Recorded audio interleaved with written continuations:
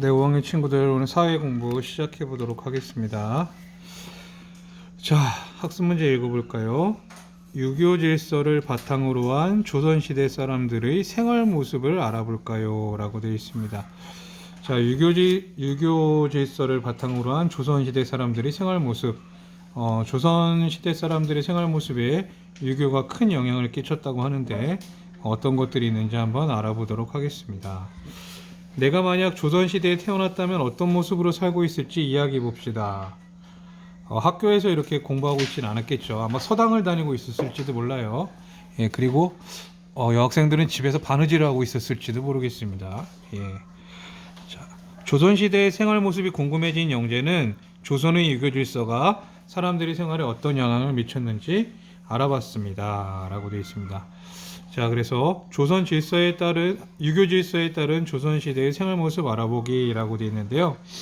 자, 첫 번째 여기 보겠습니다. 자, 여기 이제 삼강행실도라는 삼강행실도는 이제 무슨 책이냐면 일종의 동화책인데 백성들에게 모범이 될 만한 이야기들을 글과 그림으로 실은 책이 삼강행실도입니다. 예, 여기 이제 나와 있는 한 이야기인데요.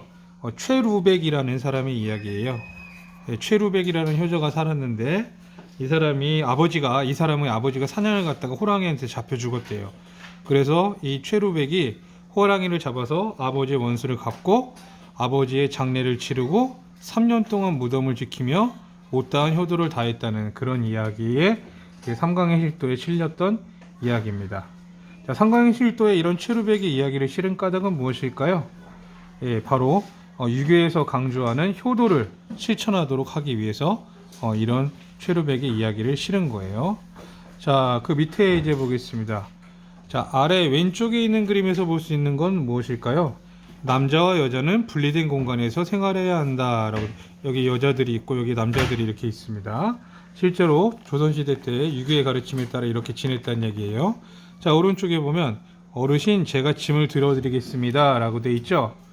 여기서는 이제 아이와 어른 사이에 지켜야 할 예절을 강조했습니다.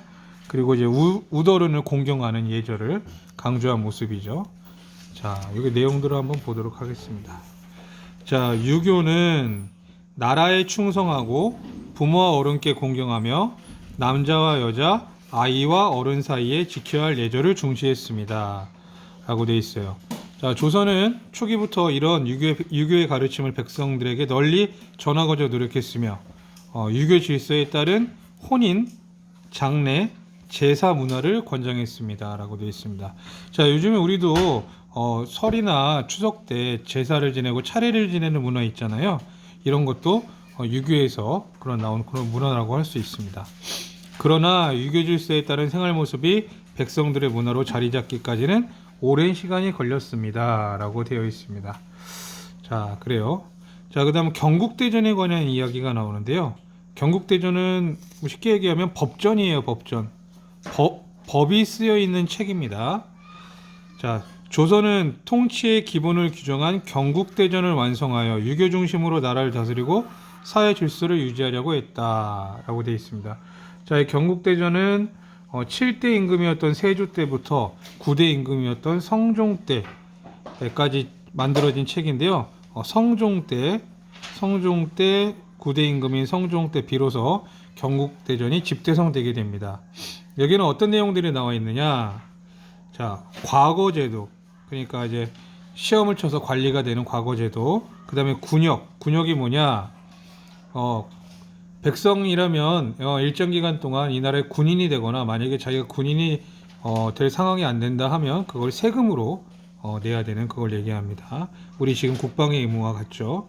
그 다음에 혼인, 그 다음에 제사, 그리고 재산 상속 등 백성 생활에 많은 영향을 미쳤다. 경국대전에 보면 여기 내용들이 나와 있는데요. 자, 정치와 관련된 내용 보니까 지방 수령의 임기는 1800일이다. 지방 수령이라고 하면 우리 뭐 사또라고도 하죠. 지금으로 따지면은 뭐 양평 군수, 남양주 시장 이런 사람들입니다. 임기가 1800일이래요. 선생님이 이걸 나누기 365를 해봤더니 4.9년이 나오네요. 그래요? 그러니까 약 5년 정도가 수령의 임기라는 거죠. 지금은 현재는 4년으로 선생님 알고 있습니다. 그 다음 군역에 관련된 내용. 부모의 나이가 70세가 넘으면 아들 중 한 명은 군대에 가지 않는다. 이게 무슨 얘기일까요? 자, 이런 것들도 법으로 다 정해놨다는 얘기예요. 부모님이 늙으셨으니까 효도를 해야 되니까 어른을 공경해야 되잖아요. 그러니까 한 명은 그 군인의 의무에서 빼주는 거예요. 자, 그리고 일상생활과 관련된 내용도 있습니다. 결혼은 남자는 15세, 여자는 14세부터 할 수 있다. 여러분들 한 3년 있으면 결혼할 수 있겠네요. 남학생들. 여학생들은 내후년부터 결혼할 수 있겠어요. 이 조선시대에 따르면. 그 다음에 토지와 집의 매매와 관련된 내용. 땅과 집의 사고 파는 것. 땅과 집을 사고 파는 경우 100일 안에 거래 내용을 관청에 보고해야 된다. 그러니까 이런 내용들이 다 조선의 이런 내용들이 다 경국대전이라는 조선 최고의 법전에 다 나와 있습니다. 그러니까 이제 요거를 바탕으로 조선을 통치했다는 그런 이야기죠. 자, 넘겨보겠습니다. 자, 이제 두 번째 이야기로는 조선시대의 신분제도에 대해서 알아볼 수 있습니다. 자, 경국대전에 그 신분제도에 대해서 나와 있는데요. 조선은 크게 양인과 천인으로 신분을 구분했다라고 되어 있습니다. 자, 우리가 이제 이거를 양천제라고 부르는데요. 양인과 천인. 자, 양인과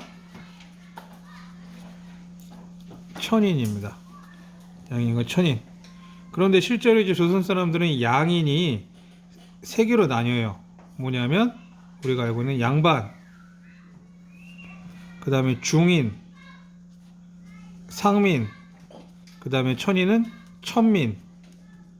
이렇게 네 개의 신분으로 나뉘게 됩니다. 양반은 주로 글 공부를 하여 관리가 되었던 사람들이고요. 그 다음에 중인은 양반을 도와서 관청에서 일하거나 궁궐에서 그림을 그리고 아픈 사람을 치료하는 등 일종의 전문직이죠. 전문직들. 그 다음에 상민. 백성들이 대부분이 다 상민이었습니다. 상민은 가장 이제 이때 당시에는 농사를 많이 지었고요. 그 다음에 장사하는 사람도 있었고요. 천민. 우리가 알고 있는 노비라고 이렇게 부르죠. 그래서 양반의 집이나 관공서에서 주인을 도와 허드렛 일을 하거나 광대 등 사회적으로 천하게 여기는 일을 했다. 자, 이때 당시에는 이렇게 광대, 노래, 춤 이렇게 하는 사람들을 천하게 여겼나 봐요. 지금은 월드스타인데요. 예, 그렇습니다. 이때 당시로 따져도 의사도 중인밖에 안 되는 거잖아요. 예, 의사도 전문직인데 중인밖에 될 수가 없습니다. 그래서 대부분의 백성들은 상민이었다. 예, 우리가 얘기하는 평민 있잖아요. 평민이 이 상민을 뜻합니다. 자, 그러면은 이 생활 모습에 따라서 볼까요? 여기 보니까 궁궐 안에서 같이 의견을 나누고 있는 양반의 모습이 보이고요. 자, 집에서 글 공부를 하고 있는 사람은 이건 누굴까요? 얘는 양반입니다. 자, 그 다음에 그림을 그리고 있는 사람, 여기 그림을 그리고 있는 사람 있죠?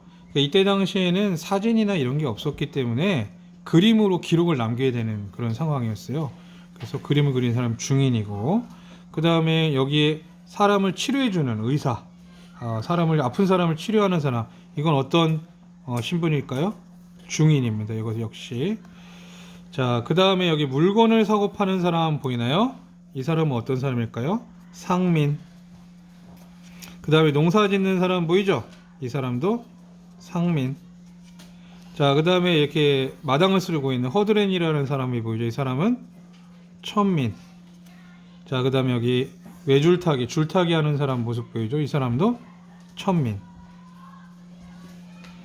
그래서 조선시대에는 이렇게 신분이 확실히 이제 구분되어 있는, 그리고 신분에 맞게 생활을 해야 하는 그런 상황이었습니다. 예. 신분에 따라서 서로 다른 생활을 했다는 거죠. 예. 지금은 이런 신분 제도가 없습니다. 자, 여기 이제 백성 생활에 나타난 유교의 절 관혼상제라고 되어 있는데요. 관은 뭐냐면 어른이 되는 것. 우리 지금으로 따지면 성인식 같은 것. 혼은 혼례, 결혼식, 혼례. 그 다음에 상은 우리 상 당한다고 그러죠. 장례식, 장례. 그 다음에 제는 우리 제사, 제례, 제례. 뜻합니다. 유교의 가르침인 이런 것들도 이런 집안 행사들도 유교 예절을 따르도록 했다는 그런 이야기입니다. 자, 학교에 와서 더 공부해 봅시다. 마치겠습니다.